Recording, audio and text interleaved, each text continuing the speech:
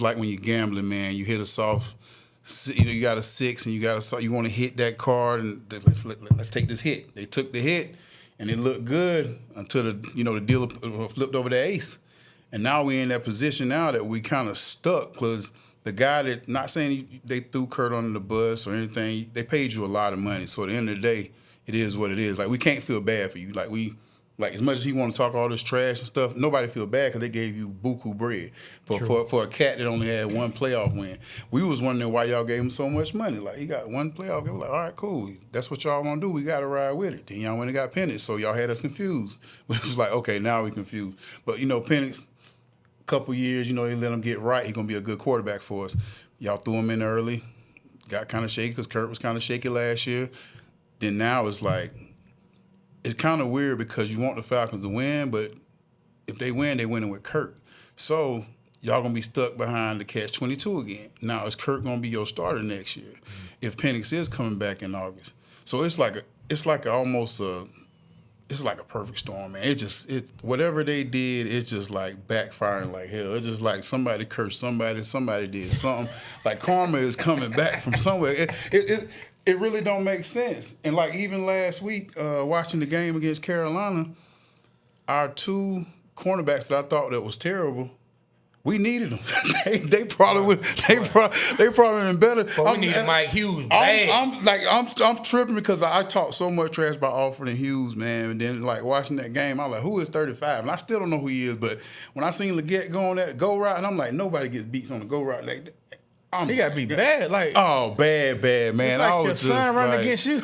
Look, I was like, Lord, I kind of want to see a 20 and 21 back in the game now. I felt bad for all the trash talking I was doing. Like, I'm telling you. Look, let me tell you, not only did the dude get beat, my cousin is a big-time Panthers fan. He live in Columbia, South Carolina. He a big Panthers fan, like real Panthers fan.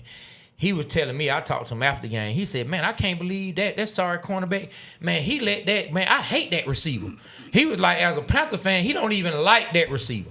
And he talked about how that receiver kept burning him and showing how he was like, man, I don't even like him, man, he trash. And so this coming from a Panthers fan who doesn't even have any love for that particular receiver. But Brooks made him look like he was Pro Bowl material. And I don't know the man. I can't speak on the receiver. I'm just telling you what a Panther fan had to say about him. That Brooks made the man look like a Pro Bowl wide receiver. Yeah, I tell you, I haven't seen it in a while to where the offense really goes after a player that as much as they went after him. I haven't seen that really since Joe Montana went after Charles Demery with Jerry Rice. Jerry Rice had 5 touchdowns, and they just wouldn't stop. I haven't seen that from a Falcon. I mean, I've seen people get hurt, and they may beat them for 1 or 2 plays, but they kept going after Buddy, man. That's how they won the game. Dude had almost 500 yards almost. 448 yards, man. That's ridiculous, man.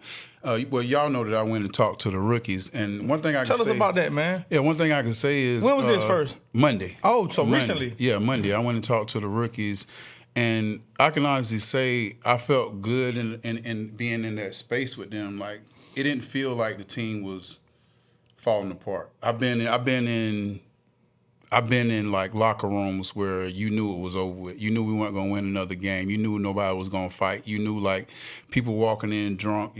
Some people, they playing games over here.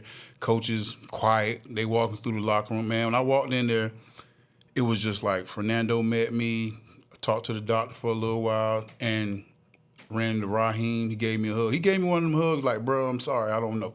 You know what I mean? It wasn't like he was like he was deflated. It was just like... and he, when you ain't seen nobody in a long time and they just like come up to you, he came up to him, he was just like, yeah. Just walked away. And I ain't even had to ask no questions. I ain't even had to say, man, how you feeling, nothing like that. I got to talk to Old Brick. Old Brick, he's still positive. Like that's what I like to hear because even the players that I got to talk to. I got to talk to all the young guys.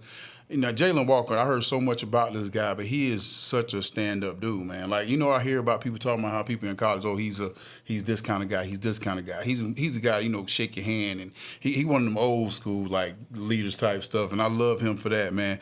But went through the weight room, all the guys were still communicating like they were, 5-0 at this point instead of 0-5, straight. Like, all these games they lost. Like, that's what I liked about I'm saying with Raheem, because if he was a coach that they didn't mess with, like when we had whatever his name we don't talk about. You know what I'm talking about. I know. Yeah. Sweet. Yeah. Whenever we had that guy, like when you walked in the locker room, you could tell like we like this, man. You know, people like, man, what we doing tonight, man? You know, bro, we got practice. We ain't worrying about practice. You know, season almost over with. You know, we didn't care about that. Then we got like. It was just when I walked in there, man. I was thinking I was gonna get like, you know, everybody was down and everything like that. And I'm not saying they don't have a sense of urgency. Yeah. I'm saying that you can tell it was like we working.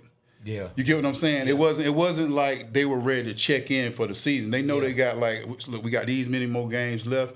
Let's see if we can clean this thing up. That's what I like to see when I was there. That was the most important thing I saw.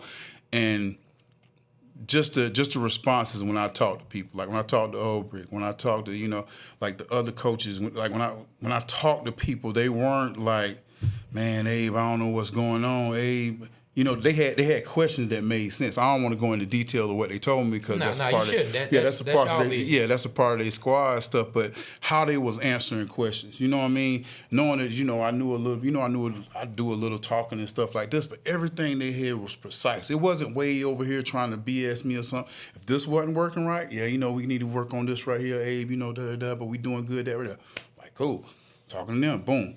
Asking the rookies, how y'all feel about this? You know, that, oh, yeah, you know, I'm like, dude, how they ready to answer these questions? They ain't running away from it trying to like, oh, yeah, well, if we had this or if we had this, we'll be winning. They just like, nah, you know, we messed up on this. You know, we got to get old boy to do this right. I'm like, that's what I'm talking about. Like, so that's what makes me like, you know, Raheem, because I know him as a person.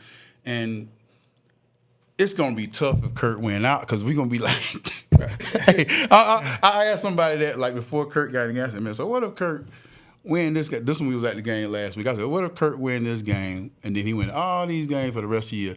What are we going to do? Like, literally, what are we going to do? As fans, we kind of wrote them off. So, like, now, like, I hate to be a fan like y'all are because I'm a fan that, you know, I got a connection with the team. You know, I played and stuff, so I can kind of disconnect.